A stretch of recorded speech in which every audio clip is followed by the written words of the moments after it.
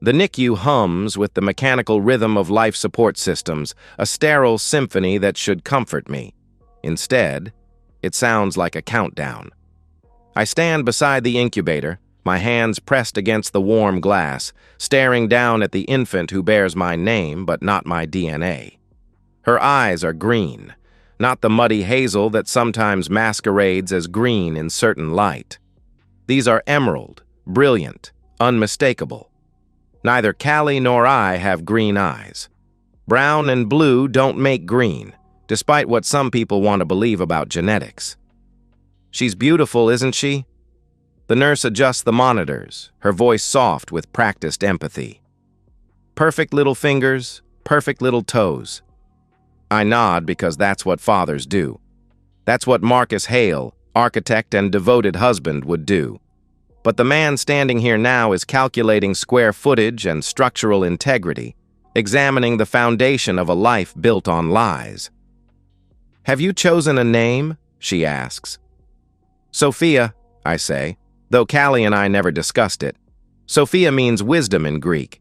It seems fitting for the child who's about to teach me everything I need to know about my marriage. The nurse smiles and makes a note on her chart. Around us, other new parents hover over their tiny miracles, whispering promises and prayers. I wonder how many of them are staring at strangers. Callie sleeps in recovery, exhausted from 18 hours of labor. I should be with her, holding her hand, sharing this moment. Instead, I'm memorizing the angle of this baby's nose, the shape of her ears, the way her fingers curl. Evidence, documentation. The architect in me can't help but notice how perfectly she resembles Dr. Alec Winters, the man who's been working late shifts with my wife for the past 9 months. The realization doesn't hit like a sledgehammer.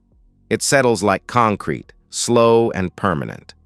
I've suspected for months, but suspicion is just blueprints. This is the foundation pour. I take out my phone and capture a photo of Sophia's face, making sure the green eyes are clearly visible. Then I step away from the incubator and walk toward the elevator, leaving the sounds of new life behind me. In the parking garage, I sit in my car and dial a number I've already memorized. "Precision Investigations," a gravelly voice answers. "I need a paternity test," I say. Discreet, fast, and I need to know everything about Dr. Alec Winters at Metro General. "When can you bring the sample?" I look back at the hospital, its windows glowing like a constellation. "Tomorrow." 8 years ago, I thought I'd found the woman I'd grow old with. Callie had this way of organizing chaos that appealed to the architect in me. While I designed buildings, she managed lives, other people's children, their scraped knees and forgotten lunches and parents who worked too much. We fit together like mortise and tenon joints, each of us filling the spaces the other left empty. I provided stability. She provided warmth. I handled the finances. She handled everything else. Our conversations were practical, efficient, comfortable. "I'll be late tonight," she'd say, grabbing her keys from the hook by the door. "Jenny's having complications."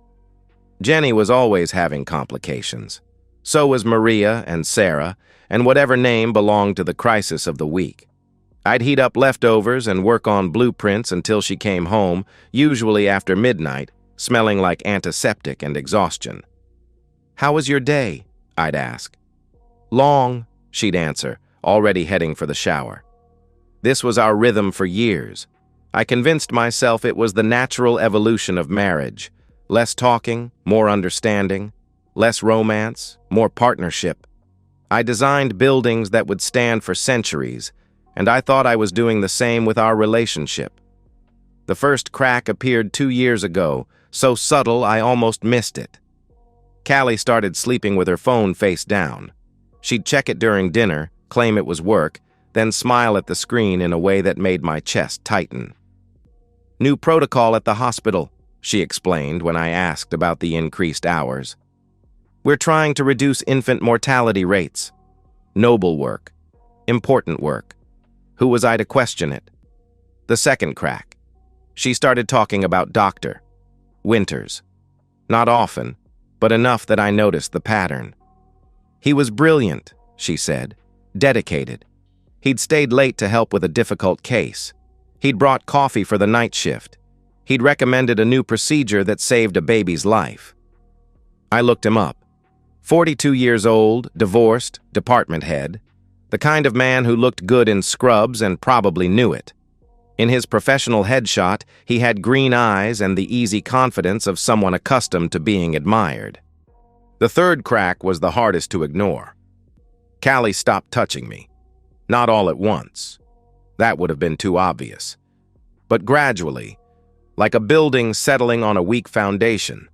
Fewer kisses goodbye. Less hand-holding during movies. When I'd reach for her in bed, she'd claim exhaustion or stress or an early morning. Maybe we should plan a vacation, I suggested one evening, watching her scroll through her phone instead of eating dinner. Can't right now, she said without looking up. Too busy at work. But she wasn't too busy to text whoever made her smile at her screen. She wasn't too busy to work late shifts that lasted until sunrise.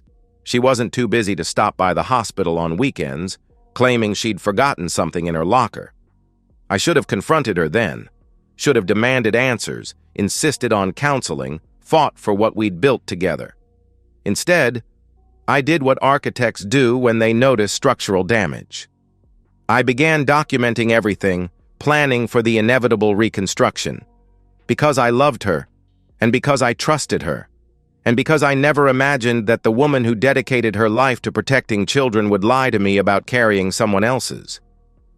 The DNA results arrive on a Tuesday, sealed in an envelope that weighs less than an ounce but feels like a wrecking ball. I don't open it in the office. Too many eyes, too many questions. Instead, I drive to the construction site of my latest project, a medical complex that won't be finished for another year. I sit in my truck, surrounded by concrete and steel, and tear open the envelope. Probability of paternity, 0%. The words blur for a moment, not from emotion, but from the sheer mathematical certainty. 0%. Not even a margin of error, not even a statistical possibility. Sophia is no more mine than the stranger walking down the street. I fold the paper carefully and slip it into my briefcase, then call Peterson at Precision Investigations. What did you find on Winters? I ask. Busy man. Divorced 3 years ago. Wife cited infidelity. Works a lot of nights, has a reputation for, let's call it unprofessional relationships with colleagues. Evidence? Hotel receipts, credit card charges, a few photos. Your wife's not the first married nurse to catch his attention. The photos arrive by email within the hour. Callie and Winters entering the Marriott downtown. Callie and Winters at a restaurant I've never been to. Callie and Winters in his car, her hand on his thigh, his lips on her neck. In the final photo, they're leaving the hotel, and Callie's hand rests on her still flat stomach. The timestamp shows it was taken 6 months ago. I study each image with the detached precision I'd use to review architectural plans. The angle of their bodies, the intimacy of their gestures, the way she looks at him, like he's the answer to a question she never asked me. My phone buzzes with a text from Callie. Working late again. Don't wait up. I respond. Love you too. Then I begin planning. Not revenge. Architects don't deal in revenge. We deal in structure, foundation, the careful arrangement of elements to create something that will endure. What I'm planning is a revelation, a controlled demolition that will expose the truth buried beneath 8 years of careful construction. Peterson sends me shift schedules, showing how perfectly Callie and Winters have aligned their hours, bank records revealing the hotel charges on her credit card, text messages recovered from her phone company, each one more damning than the last. Can't wait to see you tonight. M misses you. Told David I'm covering for Jenny again. He never questions it. What if he finds out about the baby? He won't. He trusts me completely. The final message, sent just hours before Sophia's birth. She's going to have your eyes. I can feel it. I print everything, organize it chronologically. Create a timeline that reads like a blueprint for betrayal. Then I do what I do best. I design something that will stand the test of time. The baptism is scheduled for next Sunday. Callie's parents will be there, mine too. Her sister from Portland, our friends from church, everyone who's watched us build what they thought was a solid marriage. They deserve to know the truth, and I'm going to show them. The church social hall buzzes with conversation and the clink of coffee cups against saucers. Pink and white streamers hang from the ceiling. Congratulations cards cover a table near the entrance, and someone has arranged a display of photos from Sophia's first few weeks. I've added my own contribution to the display, a laptop connected to the large screen typically used for church presentations. Everyone assumes it's for a slideshow of baby pictures, the kind of sentimental journey new parents inflict on their captive audience. They're not wrong. "She's absolutely beautiful," Mrs. Patterson from down the street gushes to Callie, who's holding Sophia near the baptismal font. "Those eyes, so striking." "David's grandmother had green eyes," Callie says smoothly, the lie flowing as easily as water. "Must be a recessive gene. I've never mentioned a green-eyed grandmother because I've never had one, but Callie has become an expert at rewriting history to fit her narrative." Dr. Winters stands near the back of the room with his wife, Rebecca, and their 2 young sons. He's wearing a navy suit and an expression of mild discomfort, like a man attending a party he'd rather skip. Occasionally, his eyes find Callie across the room, and I catch the brief flicker of something that passes between them. "David," Father Martinez approaches with his usual gentle smile. "Are you ready to begin the ceremony?" "Just a few more minutes," I say, checking my watch. "I'd like everyone to gather around first. I have something to share." The next 10 minutes pass in a blur of small talk and last-minute preparations. I help elderly relatives find seats, accept congratulations from colleagues, and make sure everyone has a clear view of the screen. When the room settles into expectant quiet, I move to the front and clear my throat. "Thank you all for being here today," I begin, my voice steady despite the hammering of my heart. "Before we begin Sophia's baptism, I wanted to share something special with you, a little journey through her creation." I click the laptop's trackpad, and the screen fills with an image of our bedroom, the pregnancy test on the nightstand showing 2 pink lines. "It all started here," I narrate, with what I thought was wonderful news. The next slide shows Callie's first ultrasound photo, dated 8 months ago. The audience murmurs appreciatively. Then the timeline begins. Hotel receipts appear on the screen, clearly marked with dates and times. Callie's credit card number is visible, along with charges for rooms booked during her supposed late shifts. The murmur turns to uncomfortable silence. Security camera footage follows. Callie and Dr. Winters entering the Marriott, their body language unmistakably intimate. Another angle shows them in the elevator, his hand on her waist, her lips close to his ear. "David!" Callie's voice cuts through the silence, sharp with panic. "What are you doing?" I don't answer. The slides continue. Text messages fill the screen, enlarged and highlighted. Each exchange more damning than the last, a chronological record of deception that spans months. "He's working late again. We have the whole night. Told him I'm covering Jenny's shift. Sometimes I think he's too trusting for his own good. What if the baby looks like you? We'll deal with that when we get there." Someone gasps. A chair scrapes against the floor. I can hear Father Martinez's sharp intake of breath, but I keep my eyes on the screen. The final slide appears. The DNA test results, the laboratory letterhead clearly visible, the conclusion stark and undeniable. Probability of paternity, 0%. The silence that follows is absolute. Even Sophia has stopped fussing, as if sensing the gravity of the moment. "This is the story of my daughter," I say quietly, my voice carrying easily in the hushed room. Or rather, the story of how I discovered she isn't. Callie's face has gone white. Dr. Winters is backing toward the exit, but his wife's hand on his arm stops him. Her eyes are wide with shock and growing rage. "You planned this," Callie whispers, clutching Sophia tighter. "You set this up." "I documented it," I correct. "There's a difference." Mrs. Patterson stands abruptly and walks out, shaking her head. Others follow, some shooting accusatory glances at Callie, others simply looking uncomfortable. Within minutes, half the room has emptied. Dr. Winters' wife approaches him, her voice low but carrying in the silence. "Is it true?" He doesn't answer, which is answer enough.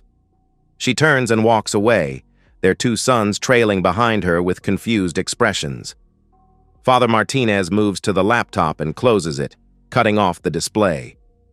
"I think," he says carefully, "we should postpone the baptism." I nod and begin packing up my equipment. Around me, the remaining guests whisper among themselves, shooting glances at Callie, who stands frozen near the baptismal font. "How long have you known?" she asks as I wind up the laptop cord. "Long enough," I answer without looking at her. "David, please, let me explain." I finally meet her eyes, and she takes a step back at whatever she sees in mine. "There's nothing to explain," I say. "The pictures explain everything." I walk past her toward the exit, leaving her standing alone with a baby that isn't mine and a life that's about to crumble. The divorce papers are filed Monday morning.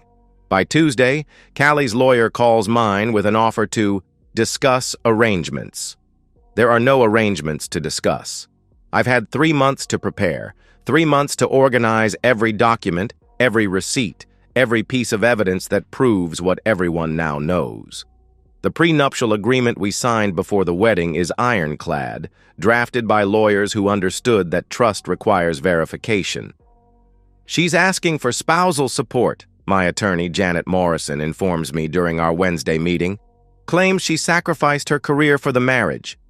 "She sacrificed her career for adultery," I reply, sliding another folder across her desk. "Here are the employment records. She's been working full-time throughout our marriage. Her affair partner is her direct supervisor." Janet flips through the documents, her expression professionally neutral. "The custody arrangement? Already handled. I produced the signed waiver, witnessed and notarized. She agreed to supervised visitation only given the circumstances." Circumstances? "The child isn't mine.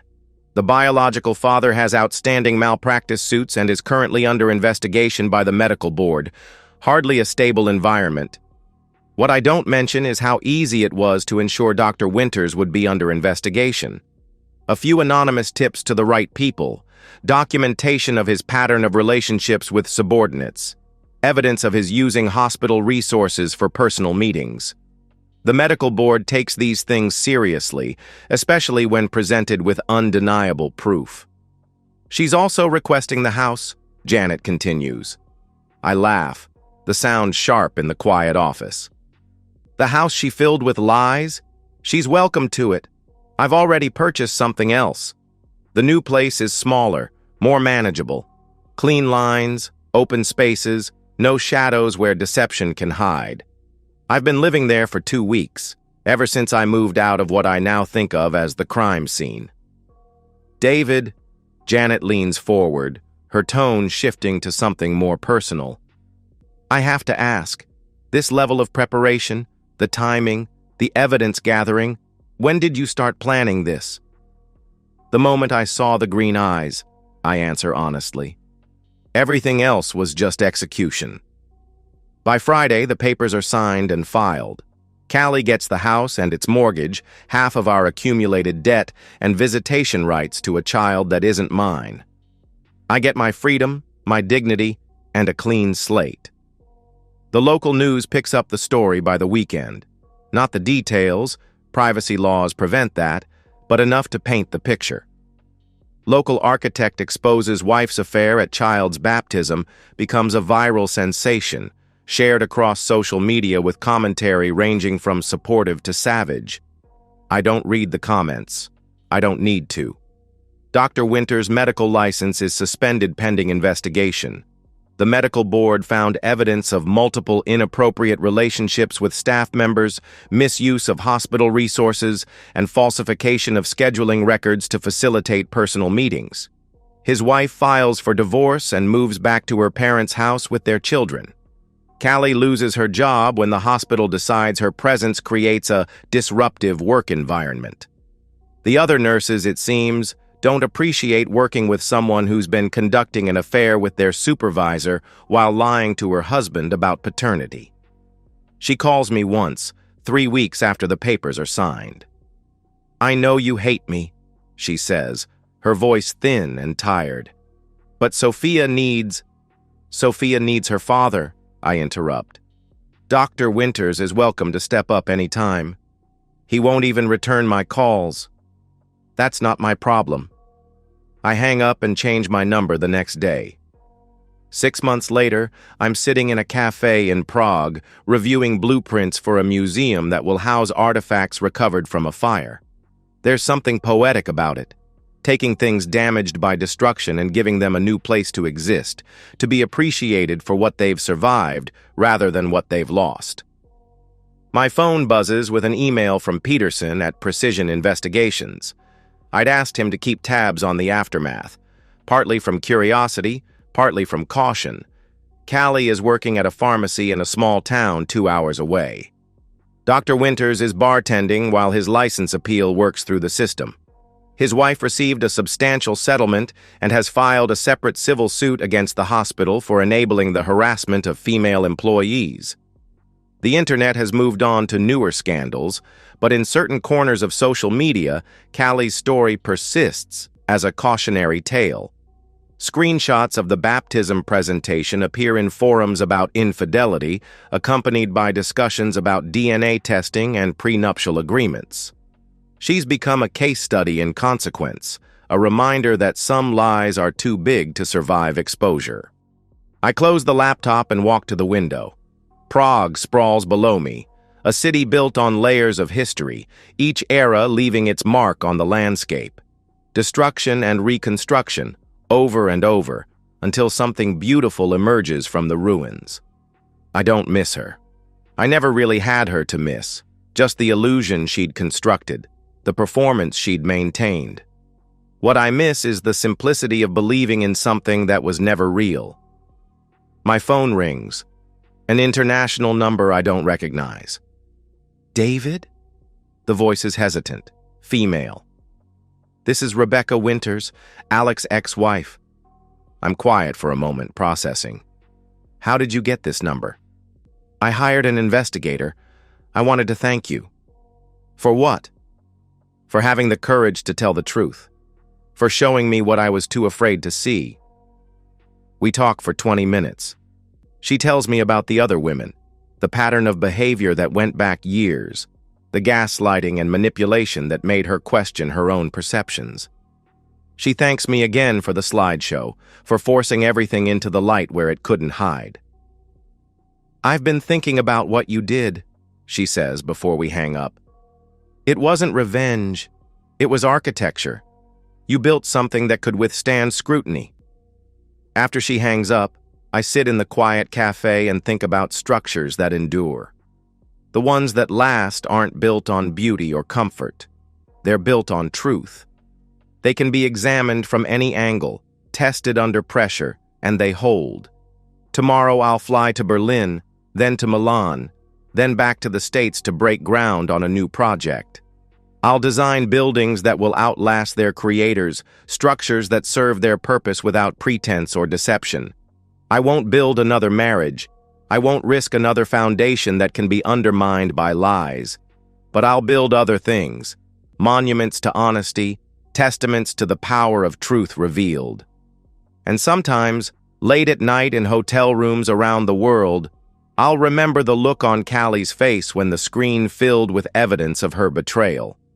Not anger or surprise, but recognition. The look of someone who finally understood that some structures, once damaged, can't be repaired. They can only be demolished, so something honest can be built in their place.